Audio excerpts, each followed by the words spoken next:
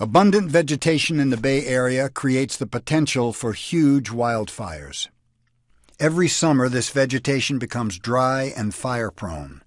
There will not be enough firefighters to protect every home during the next major wildfire. Regrettably, many homes and lives will be lost. This video explains why clearing and yearly maintenance are so vitally important. Vegetation fuels a wildfire. The condition of vegetation around your house will strongly affect whether or not your house will withstand the next wildfire. Wildfire rages until something or someone stops it, or until it runs out of homes and vegetation to burn. You can do something about the vegetation. Plant life growing close to or on your house is hazardous.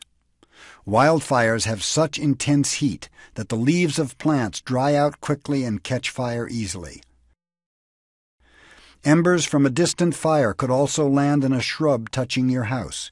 Either way, a plant next to a house is like a fuse on a bomb. The first 10 feet of area around the house need to be clear of flammable things. This buffer provides an important fire interruption. Vegetation from 10 to 100 feet around your house should be spaced apart, not bunched together. Thin the vegetation to prevent it from burning intensely and setting other things on fire. Keep all grass and weeds mowed. They readily catch on fire. Keep shrubs near the house low and separated. Make it difficult for a fire to reach your house.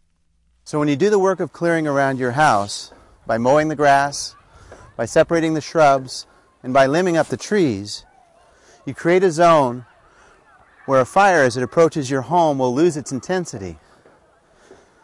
In the fire service, we call this area defensible space.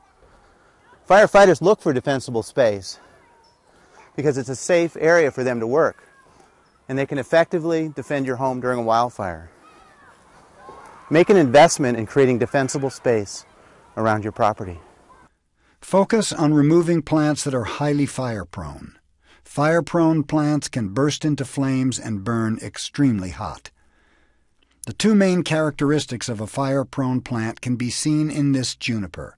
Lots of dead and dry materials, and it has leaves with volatile oils. Falling embers or direct flames of a fire can ignite the dead and dry materials quickly. The volatile oils will fuel an intense fire. Other fire-prone plants include pampas grass with striking feathery plumes that become dry and dangerous. Pine. It has fine needles and is extremely hazardous. And eucalyptus with its flammable leaves and stringy bark. You don't want these fire-prone plants close to your house. They throw off embers and spread the fire. Fire-prone plants need to be removed from at least 100 feet around your house. If you live on a steep slope or in a canyon, you may need to clear more space because uphill fires burn more quickly and intensely. If you must have a fire-prone plant, keep it trimmed small and each year maintain it so it is free of dead and dry materials. These same fire-prone ornamentals were the plants that helped fuel the devastating Oakland Hills fire. The same conditions exist in most of the Bay Area today. Wildfire travels along the ground. It burns through bushes, climbs into treetops, casts embers into the wind, spreading the wildfire. Keep fire out of trees by pruning lower branches. Once a wildfire reaches the treetops, it becomes more threatening. A fire ladder will take a fire that's burning on the ground. It'll move it up through the shrubbery and into the treetops. Fires that burn in the treetops burn intensely and are very difficult to control. Dead trees of all sizes pose a risk by how easily they ignite. Remove declining or dead trees.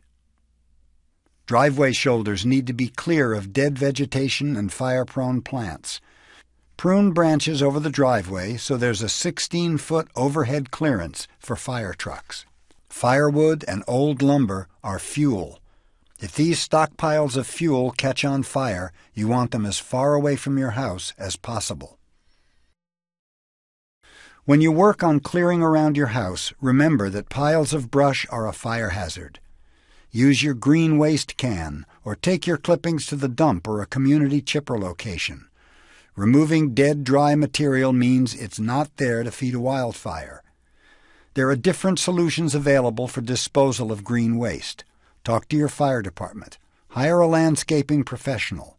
Organize a community chipper day. So then, these are the things to keep in mind. Keep vegetation off the house. Maintain a 10-foot clear zone. Mow grass and weeds.